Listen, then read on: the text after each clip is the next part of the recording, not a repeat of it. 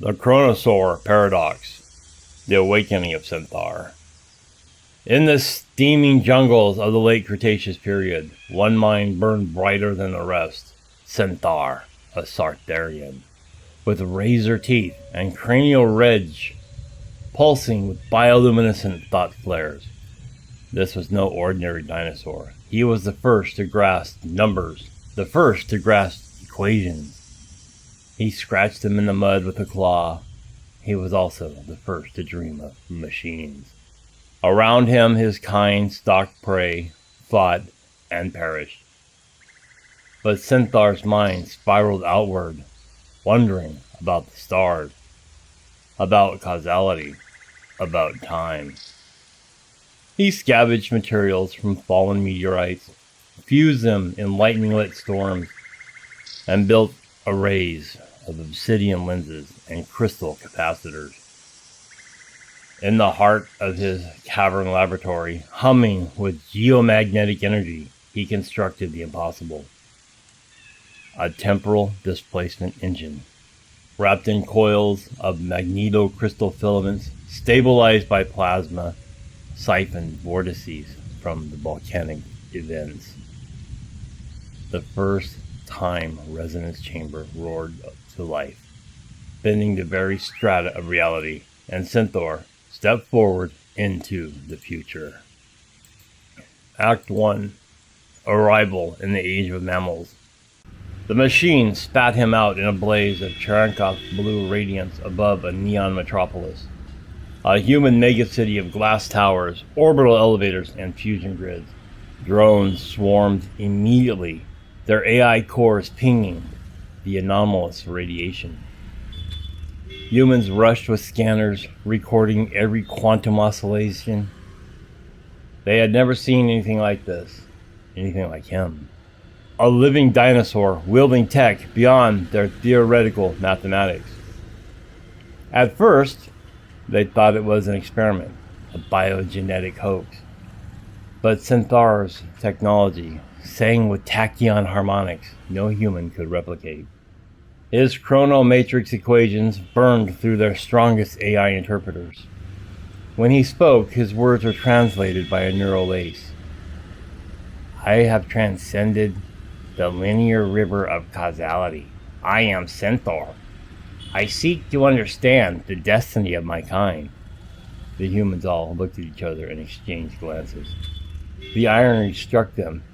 He had not come to see his future, but to witness the very mammals who replaced him. Act 2. Humanity was fascinated. They gave him access to particle colliders, quantum data stacks, gravity-warped labs. Scientists and AIs worked alongside him, decoding his biogenetic calculus. Equations were etched in ultraviolet symmetries of thought no computer had ever considered.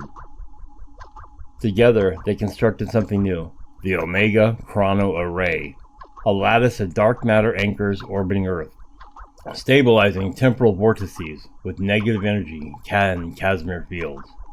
But Ssyn'thar was obsessed with one mystery. Why did his kind perish? He secured fossil records, geologic strata, mass extinction data, an asteroid, yes, sure.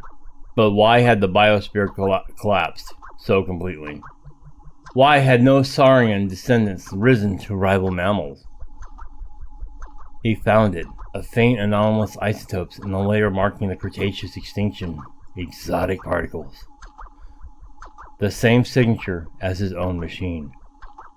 And then the truth dawned on him with horror. The extinction was not an asteroid at all. It was him. Act 3. The Omega Chrono-Array simultaneously confirmed it. His arrival in the future caused a feedback loop. A temporal echo that radiated backwards through space-time, destabilizing the planet's climate, poisoning ecosystems, and ultimately dooming his dinosaur friends and relatives of the past.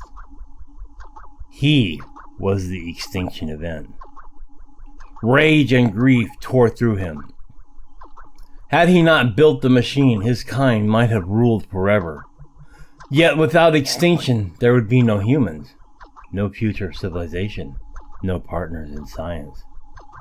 This paradox gnawed him. If he undid his journey, humanity would never exist. If he prevented it, he sacrificed his people forever. And humans, brilliant, reckless humans, whisper temptation. With your technology and our will, we can break causality itself, rewrite history, build a universe where both saurians and humans exist. Act 4. They constructed a paradox engine, a monstrous collider spanning the orbit of the moon. Its coils hummed with antimatter plasma, stabilized by cryon condensates. Cooled to a trillionth of a Kelvin. AI overseers called it Project Alpha Omega. Ssyn'thar stood at its core, his clawed hands pressed into a console woven of light. Equations streamed across the air, glowing fractal patterns of both human and saurian logic. The humans around him prayed to science, and the silence between their heartbeats, the engine roared. The sky split. Causality cracked like glass. All possible timelines unfolded. Earths with dinosaurs who had never fallen. Earths where mammals had never arose. Earth where silence and ash reigned. And at that moment, Ssyn'thar understood the truth.